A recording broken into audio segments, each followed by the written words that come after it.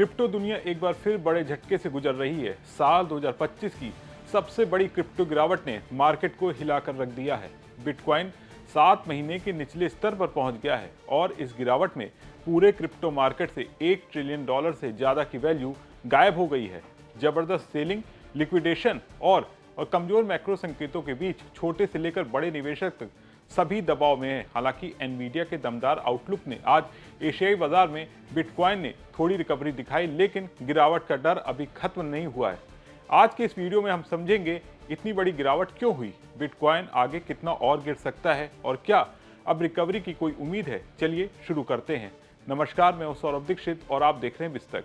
Crypto market में हालात काफी खराब हैं। बुधवार यानी 19 नवंबर को बिटकॉइन धड़ाम होकर $88,522 तक फिसल गया था। ये 7 महीने का सबसे निचला स्तर था। इसके साथ ही डिजिटल एसेट मार्केट से $1.1 ट्रिलियन की वैल्यू साफ हो चुकी है।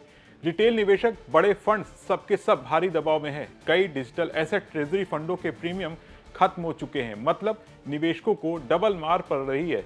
वैल्यू गिर रही है और लिक्विडिटी भी कमजोर पड़ गई है। गुरुवार 20 नवंबर की सुबह एशियाई बाजारों में एक हल्की सी राहत आई। इसके पीछे वजह थी एनवीडिया का जबरदस्त रेवेन्यू फोरकास्ट। बिटकॉइन ने करीब 2.5% उछाल मारते हुए कीमत को बढ़ाकर $92,385 तक ले गया। लेकिन एक्सपर्ट का कहना है ये सिर्फ एक टेक्निकल रिकवरी है, अभी बाजार का असली दर्द खत्म नहीं हुआ है। तो सवाल है कि बिटकॉइन आगे कहां तक गिर सकता है।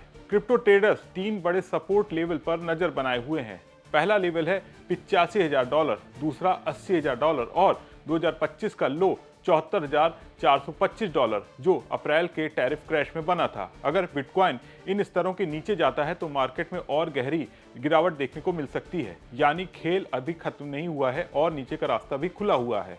तो बात करते हैं मार्केट कैप के हाल की। 6 अक्टूबर को क्रिप्टो मार्केट कैप $4.3 ट्रिलियन था। अब ये गिरकर $3.2 ट्रिलियन हो गया, यानी $1.1 ट्रिलियन का नुकसान। लेकिन एक्सपर्ट कहते हैं ये ज्यादातर पेपर लॉसेस हैं। मार्केट में असली क्रैश आउटफ्लो इतना नहीं हुआ है, यानी घबराहट बहुत है लेकिन लोग पूरी तरह से भाग नहीं रहे हैं। तो अब सवाल यह है कि आखिर इतनी गिरावट क्यों आई।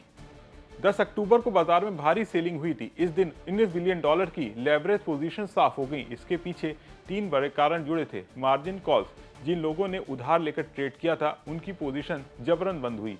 ETF से भारी आउटफ्लो, संस्थागत निवेशकों ने पैसा निकालना शुरू किया और फ्रेश बाइंग बंद हो गई। नए निवेशक मार्केट में आना बंद हो गए।